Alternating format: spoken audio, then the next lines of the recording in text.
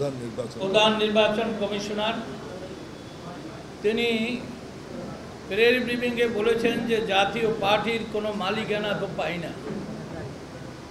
তিনি হয়তো ব্যস্ত থাকেন, ফেব্রুয়ারি মাসে নির্বাচন হবেন সেই লক্ষ্যে কাজকর্ম এবং অনেক দায়িত্বশীল মানুষ, তিনি হয়তো খেয়াল করে নাই বা ভুলে গেছেন। সেদিন আপনারা সাংবাদিক বন্ধুরাও এসেছিলেন, মিডিয়ার সমস্ত সংশ্লিষ্ট দায়িত্বশীল সকল ব্যক্তিবর্গ এসেছিলেন এবং পরের দিন সকল পত্রিকা এবং টেলিভিশনে এসেছিল এবং এই সম্মেলনকে সমাদৃত করেছেন সংশ্লিষ্ট সকলকে যে জিএম কাদের কাউন্সিল করতে পারেন নাই।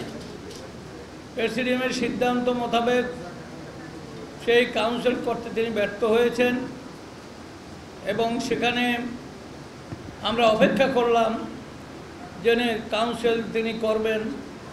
আমরা একটি গণতান্ত্রিক রীতিনীতিতে দলকে সমৃদ্ধ করার জন্য গণতান্ত্রিক অধিকার নিয়ে আমরা বলেছিলাম যে একাধিক প্যানেল পড়বে, সেখানে ব্যারিস্টার ইসলাম মাহমুদ এবং রুহুল আমিন হাওলাদার একটি প্যানেল দেবেন। এরপরে হঠাৎ করে তিনি স্থগিত করলেন, তিনি করতেছেন না। তারপর আমরা আইনের আশ্রয় নিলাম, তার কার্যক্রম বন্ধ করে দিলেন আদালত। তারপরে আমরা অপেক্ষা করলাম, একটি দল তো থেমে থাকতে পারে না। সাংবিধানিক এবং গঠনতন্ত্র মোতাবেক চেয়ারম্যান অনুপস্থিত থাকলে সিনিয়র কো চেয়ারম্যান দায়িত্বে থাকেন, আমাদের গঠনতন্ত্রে আছেন। সুতরাং তিনি আবার প্রেসিডিয়াম সভা ডাকলেন, আমরা সেই সভায় সিদ্ধান্ত নিই 9 আগস্ট আমরা কাউন্সিল করেছি। শিয়া বাটার ও ভিটামিন সমৃদ্ধ লিলি বিউটি সোপ, তারুণ্যময় উজ্জ্বল ত্বকের জন্য। রিমার্ক, সেই কাউন্সিলের ফলাফল আপনারা জানেন। আমাদের চেয়ারম্যান যিনি আজকে বক্তব্য রাখবেন, সাবেক পররাষ্ট্রমন্ত্রী ব্যারিস্টার ইসলাম মাহমুদ, তিনি আমাদের সমাদৃত একজন ব্যক্তি, রাষ্ট্রের তিনি চেয়ারম্যানের দায়িত্ব নিয়েছেন।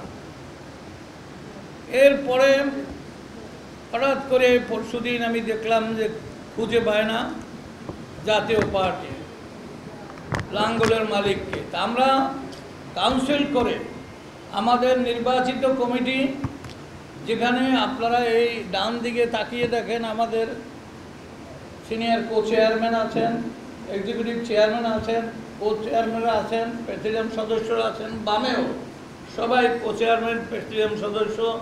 নাম বললে অনেকের নাম বলতে সময়ের প্রয়োজন হবে, আপনারা সবাইকে চেনেন।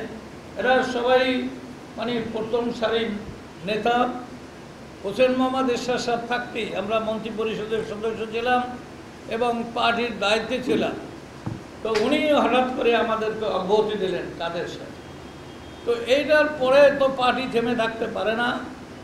আমরা তারপরও আমাদের কাউন্সিলে তাকে আমন্ত্রণ জানিয়েছিলাম যে আসেন, আসলে আমরা একটা সম্মানজনক জায়গায় তাকে দায়িত্বে রাখতাম।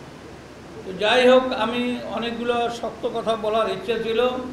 আমি একা যখন কথা বলবো তখন আমি এই কাগজ আর পড়লাম না, এটা আরেকদিন আমি বলবো। তবে নিয়তির খেলা, এই যে কোরআন তেলাওয়াত করলেন আমাদের মসজিদের ইমাম সাহেব এবং ওলামা পার্টির একজন দায়িত্বশীল ব্যক্তি নাসিরউদ্দিন সাহেব, এই আয়াতে আছে অতুজ্জু মন্তাসাও অত জিল্লু মন্তাসাও বেয়াদিকাল খায়ের ইন্নাকা আলা কুল্লি শাইইন কাদির, এই আয়াতটি উনি পাঠ করেছেন। অর্থ হলো যে ইজ্জত, সম্মান, সম্পদ সবই আল্লাহর হাতে। তিনি যাকে ইচ্ছে তাকে দেন এবং যাকে অপছন্দ করেন তাকে কাউকে নির্মমভাবে বিদায় দেন, অথবা এইভাবে কাদের সব যেভাবে গেছেন সেইভাবে চলে যান।